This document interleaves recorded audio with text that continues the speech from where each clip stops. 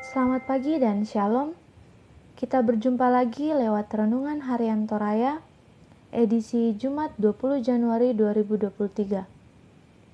Sebelum kita membaca dan merenungkan firman Tuhan, mari kita berdoa. Ya Tuhan, kami berseru kepadamu pada saat ini, mengucap syukur atas kasih dan anugerah Tuhan yang terus dinyatakan dalam sepanjang kehidupan kami. Sebelum kami menjalankan aktivitas kami hari ini, kami akan membaca dan merenungkan firman-Mu yang akan menjadi kekuatan dan pegangan dalam menjalani hidup anugerah Tuhan. Bersabdalah kepada kami siap mendengarkan firman-Mu. Di dalam nama Yesus Kristus, itulah Tuhan dan Juru Selamat kami yang hidup. Amin. Bacaan firman Tuhan pada hari ini dari Kisah Para Rasul pasal 8 ayat 26 sampai 40. Yang berbunyi demikian. Sida-sida dari tanah Ethiopia.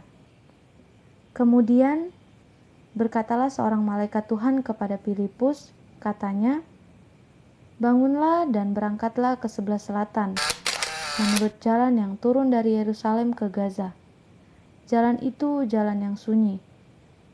Lalu berangkatlah Filipus, adalah seorang Ethiopia, seorang sida-sida, pembesar dan kepala perbendaharaan Sri Kanda ke Ratu Negeri Ethiopia, yang pergi ke Yerusalem untuk beribadah.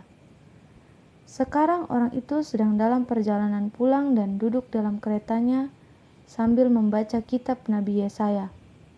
Lalu kata Roh kepada Filipus, "Pergilah ke situ dan dekatilah kereta itu." Filipus segera ke situ dan mendengar sida-sida itu sedang membaca kitab Nabi Yesaya. Kata Filipus, "Mengertikah Tuan apa yang Tuan baca itu?" Jawabnya, "Bagaimanakah aku dapat mengerti kalau tidak ada yang membimbing aku?" Lalu ia meminta Filipus naik dan duduk di sampingnya. Nas yang dibacanya itu berbunyi sebagai berikut. Seperti seekor domba ia dibawa ke pembantaian, dan seperti anak domba yang keluh di depan orang yang menggunting bulunya, demikianlah ia tidak membuka mulutnya. Dalam kehinaannya berlangsunglah hukumannya. Siapa yang akan menceritakan asal-usulnya? Sebab nyawanya diambil dari bumi. Maka kata sida-sida itu kepada Filipus, "Aku bertanya kepadamu, tentang siapakah Nabi berkata demikian? Tentang dirinya sendiri atau tentang orang lain?" Maka mulailah Filipus berbicara dan bertolak dari nas itu. Ia memberitakan Injil Yesus kepadanya. Mereka melanjutkan perjalanan mereka dan tiba di suatu tempat yang ada air. Lalu kata sida-sida itu, "Lihat, di situ ada air. Apakah halangannya jika aku dibaptis?" Sahut Filipus, "Jika Tuhan percaya dengan segenap hati, boleh." Jawabnya, "Aku percaya bahwa Yesus Kristus adalah Anak Allah." Lalu orang Ethiopia itu menyuruh menghentikan kereta itu, dan keduanya turun ke dalam air, baik Filipus maupun sida-sida itu, dan Filipus membaptis dia.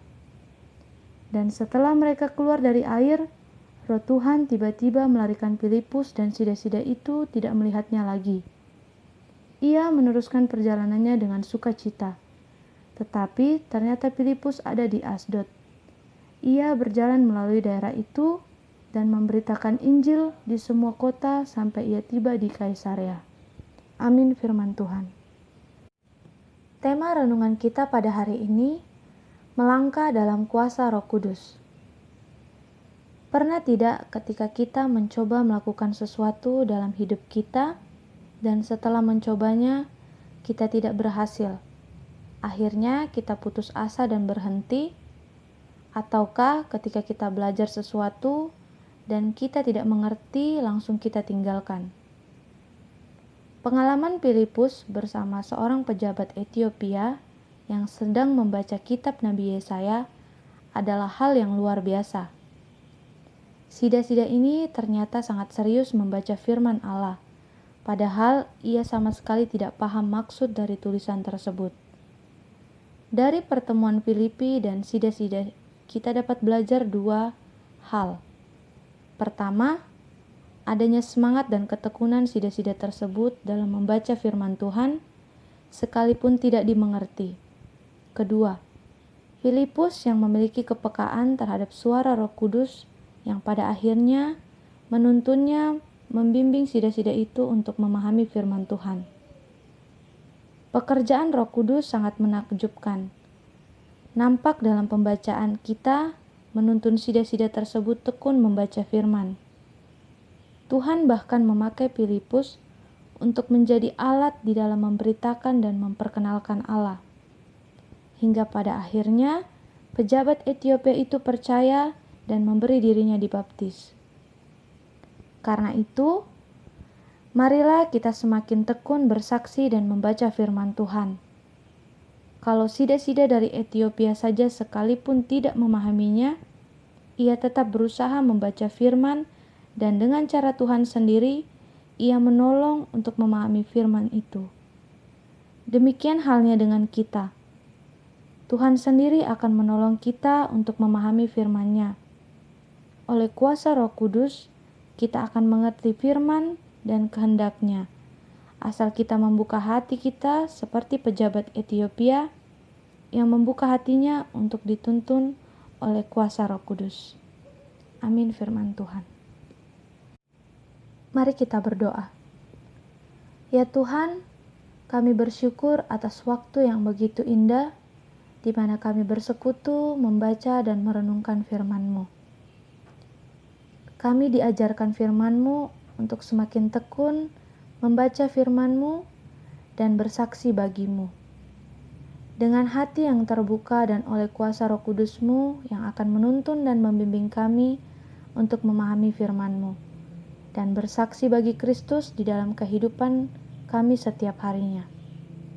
Ya Tuhan, kami serahkan seluruh kehidupan kami hari ini. Tuhan berkati dan sertai aktivitas kami sepanjang hari ini. Di dalam nama Tuhan Yesus Kristus, haleluya, amin. Selamat beraktivitas, Tuhan Yesus memberkati.